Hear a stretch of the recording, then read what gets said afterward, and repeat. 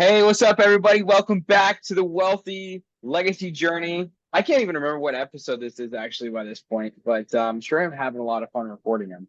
But today, I thought it'd be interesting to shift the perspective a little bit. We've been talking a lot about business stuff, which is absolutely what this is about. But this week, one of the big things that's been on my heart as far as business goes is the way that health directly ties to and impacts our abilities to create wealth, to create a legacy, to be a good entrepreneur. And so for anybody that's watching, these videos and kind of going through, whenever we started, even just a few weeks ago, on the podcast, I was actually 205 pounds. And I've since, kind of restarted. I'm kind of what I would say phase two of my health journey. So back when I first became an entrepreneur, I actually started off at 250 pounds, right in that ballpark. And I was pretty heavy. And so that was at the beginning. It was about 2021 that I began my health journey. And it was crazy. Like as I was going through this, my confidence grew. My personal confidence, which then just bled into everything in the business. It bled into, building relationships, building partnerships, asking, for capital, just being able to do different tasks as well as just be able to really focus in on what needed to be done. I didn't feel like I was mentally lagging anymore behind everything. And but I had gotten to this point where that was beginning of 2021, started losing the weight, went from 250 down to 185, and that was awesome. And I took a break and I was like, okay, I want to get down to about 160, 165, but I just needed a pause of just a massive calorie deficit. And so that was mid 21. And then I thought it would be like 6 months later that I kicked it back off. Well, basically fast forward 2 years and, summer of 2023, I'm finally ready to finish this journey. I had held out pretty good, but between having a baby and different business stuff, I just gotten completely distracted on what really needed to happen and how I was going to take care of my health in my health journey. And so I crept back up to 205, said no. I felt that not being able to focus as well, not being as motivated, all that kind of stuff setting back in. And so I attacked it again. Now I'm going down to 160, 165. But through that, we've changed a lot of our eating habits, changed a lot of the fuel that we're putting into our body. It's hard to do that when you have a new baby and you have meal trains, people bringing you stuff and giving you gift cards to eat out. But it's been a great journey. But I would say, especially this week, it's been something I've been thinking about a lot as I'm about to cross that 190 threshold and I'm getting really close to my original 185 mark again. And I'm going to start hitting personal records. And so, Tim's also gone through his own health journey. And I know that there's been a lot of improvements, a lot of things that he's seen. But the main thing I wanted to talk about today is if your health is all out of whack and you go out and you try to start a business, you're going to struggle a lot just because you're not set up for success out of the gate. Does that mean it's impossible? No, I started at 250. I was a 250-pound entrepreneur, but I struggled to be confident into opportunities. And there was a lot of barriers that it created for me in my entrepreneurial journey that, as I get a hold of my health, it's been able to help me think about the long term, really be able to focus up on that. But anyways, I don't want to blab on too much. I want to hear a little bit about your health journey as well, Tim. Yeah, I can I totally agree with you. In fact, not only do I agree with you, but I've worked with a lot of clients, even in my own practice, and that, the physical, mental, emotional, whenever those things fall apart, all their goals, the things that they're working toward, they just dip and they get into ruts. And I know today we're talking about the physical. And I know throughout my life, I can look back and I have these big goals and I wanted to be this entrepreneur or I wanted to, be this a great dad and I wanted to go to school and all these things. And I can look at it. And whenever I wasn't taking care of myself physically, I wasn't able to do any of those things well. And I think that's really something that most people are good at taking care. They're hungry. They want to go after building a business, or they want to help others, whatever that is, but they forget about themselves. And I think that's critical, especially to building a legacy, building a business, especially as an entrepreneur. You know, you and I have we've been putting in some hours, right? And that takes a toll on your health. And if your body is not really ready for that, it starts to affect your performance in the building a business.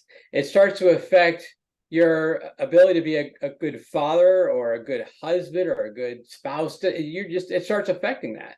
And you start having to give, you have a limited amount of energy, right? Like, and I know I've had limited I've been in those times when I haven't focused on my physical health. You know, you start with, let's just say, a big container that you fill it up by, you know, working on your physical health, and then you drain it and you fill it back up. But when you're not working out, you're starting with this and you're draining it really quickly, and you're putting it all into the business. And so when you go off and you're the dad, or you're going out and hanging with family or your spouse, you don't have any more. You are wiped. You can't even focus. Not only can't you focus on your business, but you lose your focus on your family. So yeah, all that being said, it's so critical. Like, not only Kendall and myself, now we've seen it, but I've seen it across the board, where people, when they start to focus on themselves physically and really start thinking about, like Kendall said earlier, what are they putting in their body? That's super important. What kind of energy are they putting in, and how are they taking care of themselves physically? They have to put that as a top priority in their life and really focus on it to do really well at anything, really holistically, to do well at life. So. Yeah. Well, and it's interesting because, you know, two of the things that, as you were talking, like popped up in my mind were, number one, like one of the reasons that I love working out is that it gives me a fast, dependable win. And so, like, one of the things that I was thinking about making a topic for this week, but I'm glad we actually picked this one because I think I'm still going to be able to tie it in, is how difficult this week has been. And so last week we talked about how, you know, we had a goal of putting together $100,000. I don't know if anybody's on the Facebook page, like I even put a very raw and real video out there just to some of the difficulties that we faced. My goal going into it was, I've been doing real estate for a while. I know how to raise capital for stuff. I've got this in the bag. Like, just to make it a little easy for myself, though, I'm going to go 2 investors at 50K. Like, I'll lock them up. And it's been really hard, though, for me to be able to convince people to jump on board, even though I built a lot of rapport in the real estate side of things. It's been a bigger shift to come over into this new idea of stocks than I originally anticipated. And also didn't really do a great job in hindsight dialing in my ideal avatar as far as raising money from. There's some things that we've worked on. But one of the things is sometimes I work at the end of the day, sometimes I work at the beginning of the day. But that time of you know, exercise and working out for me is a time to be able to reset and say, hey, even though I had a really tough day, I had a lot of no's, faced a lot of difficulties, like, I'm able to go out, I'm able to hit my goals, I'm able to do more than I did yesterday in working out, and that's a win. And I'm able to reset for myself. And so, like, I was able to walk out of yesterday just feeling kind of crummy about some stuff, even though I shouldn't be. We've met a third of our goal. We've raised 35 out of $100,000, which is good. It's much slower than I thought it would be. You know, we have some people thinking about it, and all that stuff is great. But at the end of the day, like, I love just immediate results. And so it was tough for me not to see that. But then to get to go for a run last night, you know, and to be able to push past some, you know, I guess, limitations that I've had recently as I've gotten on this bandwagon after having KB and getting back into running and stuff. Running on a calorie deficit is very tough. It was good. But on top of that, I think it's so easy for most anybody to take a tough time in business like we had, you know, the last week, and start saying, you know what, I feel bad for myself. To make myself feel better, I'm going to stress eat. But then what does that do at the end of it? You feel even worse than you did before, but now you feel bad physically. You start putting on weight. Now you feel bad about yourself. You don't appreciate yourself when you look in the mirror. And so I feel like you just start getting like all these negative dominoes piling on top of each other. And that's where I feel like really that health coming in to play a part inside of building wealth, building a legacy. It gives you time to clear your head. It gives you time to reset, to have quick wins. It lets you stay away from the bad behaviors, right? If I stay away from stress eating, I may also stay away from other destructive behaviors inside of my own business because I've taught myself how to discipline my own self inside of my business, inside of my life. For whenever I have these goals, I'm going to hit that goal. Is it hard? Yeah. Is it painful? Yes. But I experience that every day inside of working out. I can get through the hard there. I win there. So now I've got this goal of $100,000 that I'm raising for capital. I'm going to win here too. It's just going to be hard and difficult, but I know I can get there. Yeah. It's kind of like, I think about this analogy of almost like you're going, you start off super strong and super excited, right? You're going uphill and For things are most going everything. well, you're raising funds or you're working out, and all of a sudden you hit that plateau where nothing's really happening. And you're like, man, I'm not, why is it? Or you start to kind of drift a little bit. And all of a sudden, the distractions of this world either take over or you start to look for other ways to fill. Like, oh, I'm not getting it here, so I'm going to go just jump and do something else. Instead of staying committed to what you're doing, you quickly go look for other ways to fill you, right? And I think that's why it's so important, like you said, even when you hit those plateaus or you even backslide a little bit, and it's okay, it's going to happen. You need to stop and you need to say, nope, I'm going to get back on track and I'm going to stay on track. It's keeping that journal every week of saying, okay, this is my goal. These are my sub goals. Here's my small goal for the week. And if, did I reach it? If I didn't, I need to figure out why. And then next week I need to account for that and I need to go and I need to get it. And I need to get it done. And then having an accountability partner. I need to be able to call on Kendall and say, Kendall, this is my goal for this week. Physically, I'm going to go and I'm going to start running 2 miles 3 times a week. I'm going to do it, and I want to make sure you ask me about it. And I want to jot it down. If I don't reach it, I need to figure out why I didn't. And I can't, like Kendall said earlier, I used to have the biggest thing. I remember when the kids were small and Kendall was little, and life was happening, and it's real easy. And I know it's life as a family is hectic with little ones, but you can't let that be the distraction that takes you away from working on your physical health.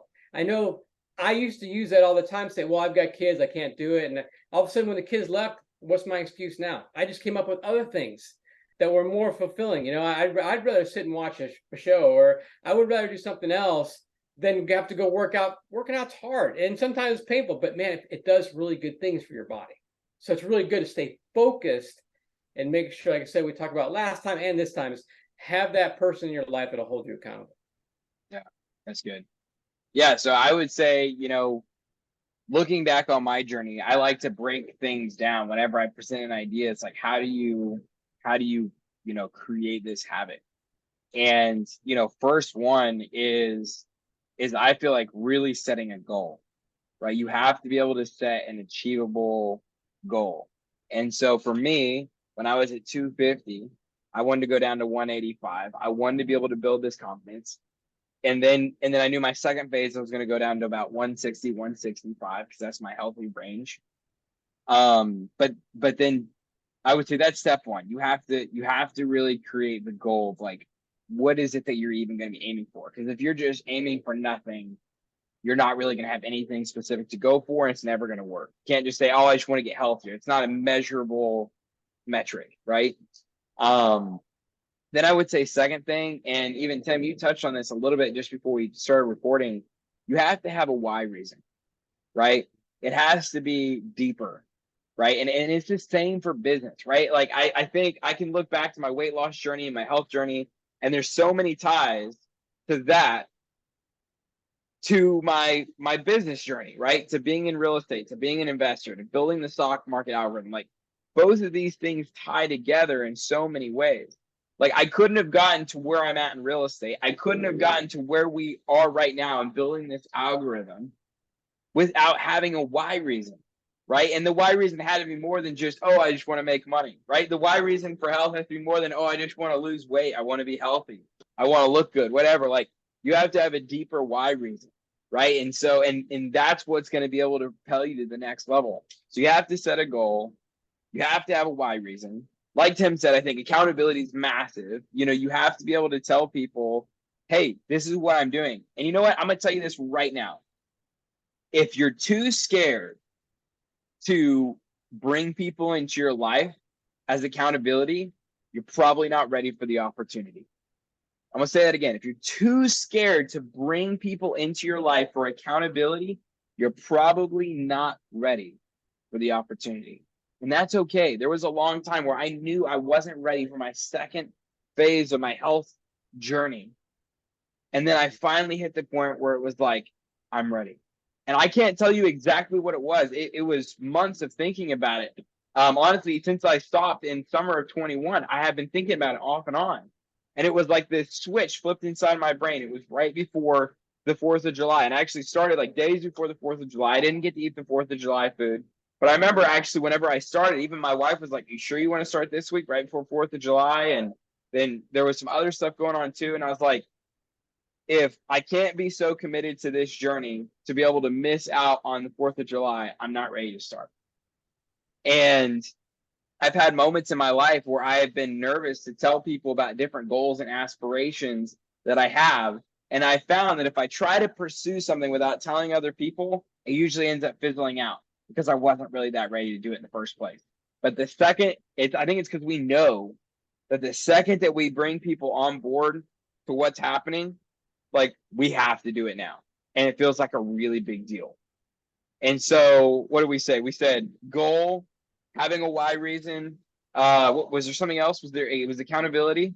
Yeah, and there's going to be reminders. I mean, so you have to make sure you have the right reminders and cues, right? To tell you, to remind you to do whatever you want to do. Like if you want to do something 3 times a week, like I want to run, make sure you put a reminder, put them on your fridge, put them wherever you have to put them. So we carry around cell phones, right? Have it go off 50 times and make sure you don't hit snooze or mute or go away. You just make sure it keeps coming back and haunts you until you go do whatever that is you need to do.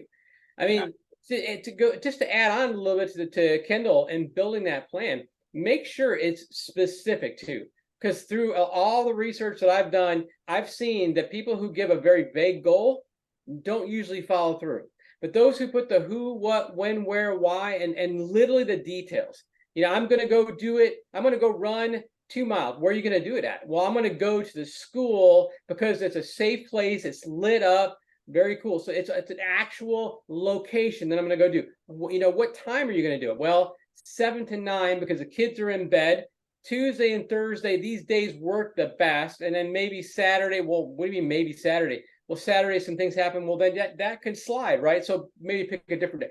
All these things you want to be super specific. And people who do that usually end up reaching their goals every time because they're able to be that specific about it. And then knowing they may have to make adjustments to it. And then finally, I think one of the most important things, you have to find ways to celebrate the small wins, right? So for me, I passed my 10-pound mark when I went from 205 to 195. And I actually was able to buy a Garmin workout watch, which I've been wanting for a long time. And I was really excited about that. Like that was one of my goals. And I've got some other goals along the way, and not all of them are as big. But you have to be able to celebrate those markers. For me, yes, I want to go down to 160, 165. I say that range because I don't know exactly as I'm working out, maybe building muscle mass, where that's going to end up exactly, but I know it's going to be in that window. But, along the way, if I just said, hey, I'm going to wait to do any sort of celebration until I hit that final goal, that's a long road. And I might be able to get there. That's going to be really hard. But to be able to celebrate along the way, to look down at my watch every time and know this is a reminder. This is what we would call an Ebenezer stone as a reminder of where I've come in my health journey. Like that's powerful. And so the 5 things that we came up with are: you have to have a goal, you have to have a why reason, you have to have accountability, right? And that means putting yourself out there. You have to have reminders, which are powerful. I mean, if I showed you my clock right now, literally, you can see I've got all these reminders, and a lot of them happen every single day to remind me to do different things, right? Because I've got so many things going on. Because I've got 3 little kids. I got a 4-year-old, a 2.5-year-old, and a baby. I mean, that's like as busy as it gets, I think. And then, also celebrating the small wins. But here's the deal, guys. That applies in business. I mean, like, let's look at algorithms. First off, I'm gonna have you break these down for us, Tim. So number one, in what we were building, and I just actually slipped with the name, but you know what? We've reserved it. It's ours, which is super exciting. So algorithms, I can say it now. What was the goal when we set out to build this thing? What was the goal? We had a goal, right? Yep, we did. And our goal was to be able to launch a platform through which we could have other people come in and join us and collaborate. Actually, it was smaller than that. Right? When no, our first goal. Are you talking about? You were way back at the beginning. Our first milestone. Way back. Like things have changed. It's gotten bigger over time. Well, yeah. The first thing was, can we build an algorithm to trade the stock market? We're there. Like we're there. It took 2 years to get here. If we went 2 years without celebrating any of the small wins, we would have gone nuts. We would have left it a long time ago. I need my watch. There. I need my watch. Yeah, saying. I know, for real. But we had a goal. So our goal was, can we create a profitable algorithm based on rules that you had learned and trade the stock market? Now that journey, we thought it would take 6 months. We thought we would build it inside of this kind of like done for you software. We ended up having to go custom across the entire, beginning to end on building the thing. It was way more complicated and complex than we thought it would be. But you know what? We got it done because we had a goal. But why did we keep chasing the goal? We had a why reason. What was the why reason? Well, for us, it's about the Fish and Bread project. It's much bigger than us. It's about taking and feeding the world, and then taking the word, taking the light into this very dark world. And I think there's so much opportunity. And it's much bigger. We'll get into Fish and Bread. I don't know if Kendall's explained some of these things that he's created and these ideas, but really that's where we're going. That's the why. Right. It's not about the money. It's about what we give back to the world. And it's been about ministry. And so that's why every time we thought about quitting, it's like I don't know, for me, I felt this deep sense of responsibility that it's like, if I quit right now, I'm quitting on all these people around the world who need an opportunity. It may not be that directly they need this stock market algorithm, but what this algorithm is going to be able to provide and how we're going to be able to give people need that. And so for me, it was like, I couldn't quit, or I'd be quitting on those people. It wasn't just quitting on me. I was quitting on everybody. And that was powerful. But what about accountability? We had accountability. I mean, number one, our wives, right? They kind of wanted to finish this. Yeah, we get that. We get that every week. So how's it going? They want a full report. Yeah.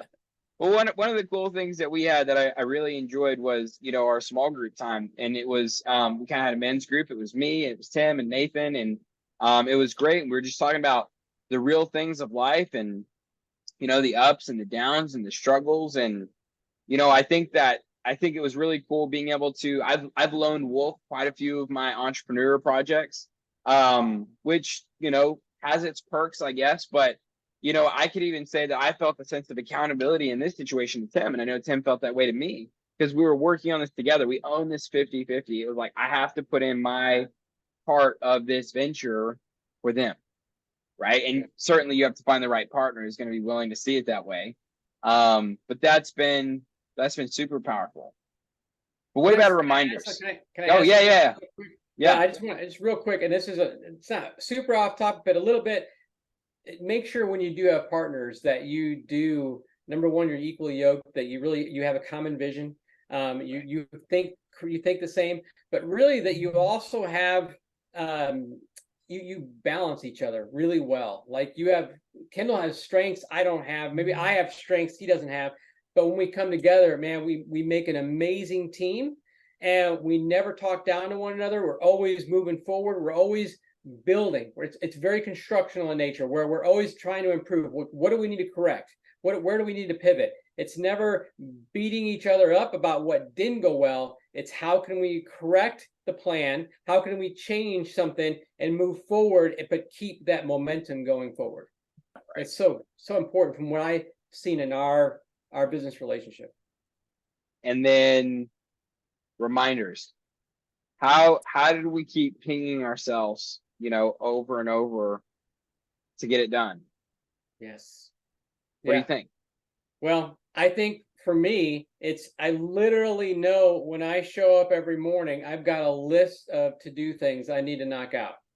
And I don't make the list too long where I look at it and go, yeah, I'm going back to bed. But I make it short enough where I also know it's realistic and I'm not going to get done in 5 minutes.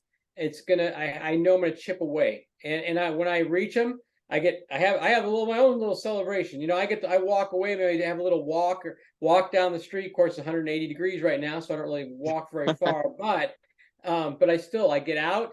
I have my own little celebration. When Kendall and I work together in the same office, we do that. We get to a milestone and then we go out. We enjoy time just Yeah. talking and walk away from it for a minute. Yeah. That's so You got a important. good old high five. Even we went to go watch the new Top Gun in theaters Yeah, that whenever it was came awesome. out as that was the celebratory moment for us, So having which those was cool. reminders is so important, and then you have to keep updating it. Once you've reached the new milestone, don't forget to set the next reminder for the next thing that you're going to have to do. And real quick, two other things I just want to throw into the reminders and you touched on it a little bit, is make sure you have the skill set and the knowledge to do what you need to do. But don't think that that's all that it is, because a lot of people say, well, I don't have enough knowledge. They keep going through training and they go through training for like 10 years. And they never get anywhere because all I do is training, training, training. That's not the only answer, but it's part of the answer. And also make sure you have the right environment, the right tools. Because if I have an office that I work in with my computers and monitors to be able to function every day and do my work, if I had to look at a little phone screen to do my work every day, there's no way. It would frustrate me. I'd never get anything done. So I have to have the right tools and the right environment to be successful. So there's a couple other things that you need to think about when you're building your plan and you start moving forward. If you're reaching roadblocks, those are a couple areas. Do I have the skill set? Do I have the knowledge? Do I have the right tools in the right work environment to be successful? Right. Right. Well, that's really powerful, and that's where I think number one, just working out, having the health gives you the mental clarity to be able to tackle these things well. But on top of that, you see so many parallels. You have to have a goal, you have to have a why, you have to have accountability, you have to have reminders, you have to be able to create small wins, right? And so that working out, I feel like, at least for me personally, just reinforces what I'm doing in my business every single day. And it was like, if I can do it here, I can do it there. And to me, that working out, I get faster wins off of that, right? Like I reached my goal. It was great. It didn't take me 2 years to run 2 miles, Yeah. right? And now that I'm pushing for a full 5K again to run that 3.2, it's not going to take me 2 years to get there. It's probably going to take me, I don't know, a couple of weeks of conditioning to get back to that place. But that's going to be a big win. And I'm going to be able to just take a few extra steps every day to be able to get to that point. And Funny so thing they're you so say that. parallel. The funny thing you say But that you is, better got to be quick. We all are right. pushing on time. No, sorry, but most people that I work with start off with exercising first. It's funny. I just want to just say that, and they become really good at that, and then it trickles over into the business, with their jobs, into doing whatever else they're going to do, relationships. I mean, as they start building goals for other areas, they start with exercise. So this is a great place to start. It really is. It really is. So that's the power of health inside of building wealth, inside of building a business, inside of building a legacy, is being able to have, I think, just that personal discipline to get there. Right. So that was good. I do want to throw one Is more there, note in real quick, this is, Kendall. this is like your final It's my thought. final note. So Okay. there's a great book out there called Goals by Robert Mager. Highly recommend you pick it up and read it. It really goes into depth in goals and how to start working on and reaching your goals. So just a great book. I just wanted to throw it out there. That's an awesome resource. So Goals by who? Robert Mager. He actually Robert wrote Mager. he wrote a something called a 6-pack. It's got 6 different books, but you can just get the individual one called Goals. Okay. So Goals by Robert Mager. Mm-hmm. If you're not already, how can you apply your health, to your life to be able to help you begin to reach those wealth and legacy goals even more aggressively? And inside that, break it down to 5 steps to have a goal, have a why, have accountability, create reminders, and celebrate the small wins. With that said, I'm Kendall. This is Tim. It's been awesome having you guys this week here for the Wealthy Legacy Journey. Thanks so much for stopping in. We will see you guys next week. Here's to you and your own personal wealthy legacy journey.